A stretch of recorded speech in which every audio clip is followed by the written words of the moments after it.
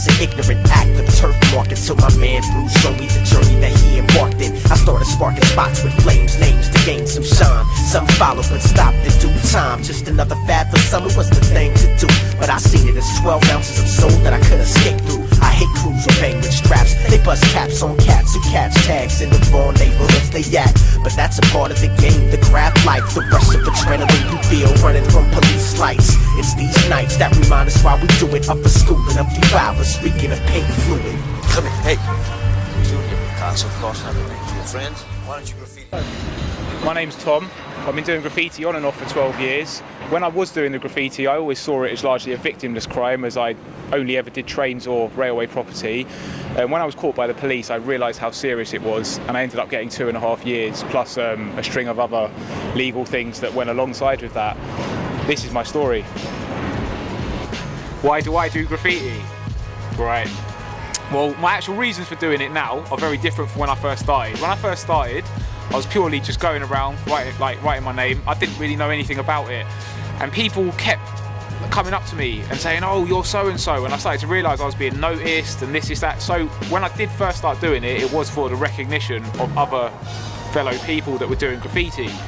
But as time's gone on, for the last maybe 9 years, I do it purely for myself. It's purely something that gives me utter satisfaction. I love the fact that I can get in that train yard, past the tremor sensors, past the motion sensors, past all the CCTV, dodge the security patrol, and still get that train done. And that is mainly why I do it. It's just instant satisfaction for me. My name's Daniel. I've been doing graffiti for 15 years on London Underground. I've been caught numerous amount of times, hence why my face is masked up. I don't want people to know who I am. I got into graffiti through thieving. I used to bunk off school and I used to get the tube down the whole line. So say we take Piccadilly for example, I'd get off at every fucking stop. And I used to block up the chocolate machines.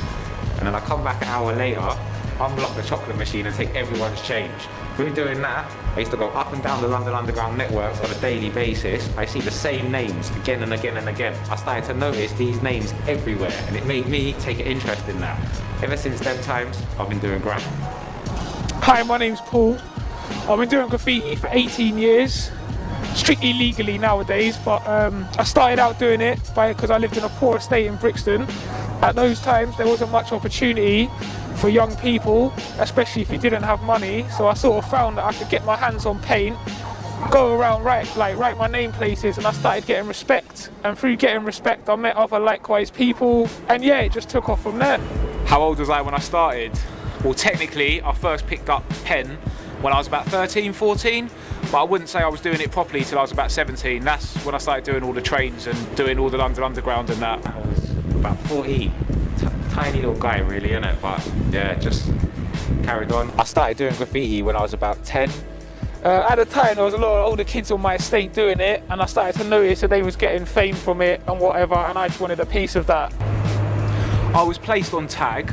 My tag was, I wasn't allowed out of the house before 7 AM and I had to be back before 6:30 PM. My tag though was changed every time I was rebailed, which then meant every time I got a job that fitted around my last tag, it now didn't fit in with this tag. I then got to court. Court took 12 sessions to find me guilty of criminal damage. I was sent down to 2.5 years in prison. I was given a 5-year ASBA and I was also given a 5-year travel ban, which would run concurrently when I came out, which meant I couldn't get on public transport for 5 years. I've been arrested 11 times for criminal damage. I've served 4 different prison sentences for it. I've been on 2 different ASBOs. I've been arrested for it 17 times, but luckily most of my arrests was years ago, and this is when they weren't coming down on it as hard. As I said earlier, I see it as a complete victimless crime really. I mean, you're painting a train and you're not actually harming anyone, but they take it really seriously, and I think, to be quite honest with you, it is beyond a waste of money to have people on bail for 1.5 years, in and out of court 12 times, 2-year prison sentences. Do you know, like, I think, like, truthfully, that they should have given me a massive fine and I should have been made to clean it off for maybe 1 year afterwards or something, because at least they would have been getting something back. I think it's absolutely shocking, you know, that there's people doing much worse things, getting a lot less time. And I mean, the last time I was caught, this is like, I was under a surveillance operation from police. There was 3 of us under the operation for 18 months. We were told at the time of going to court, the operation had cost 1.3 million.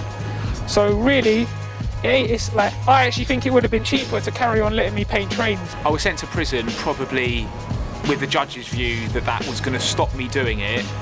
But when you're put in a cell for 23 hours a day with pen and paper all day, that was all I did. So to be quite honest, no, I have done it since I've come out. I don't do it as often as I used to, but I have my moments really, and that would be the truth.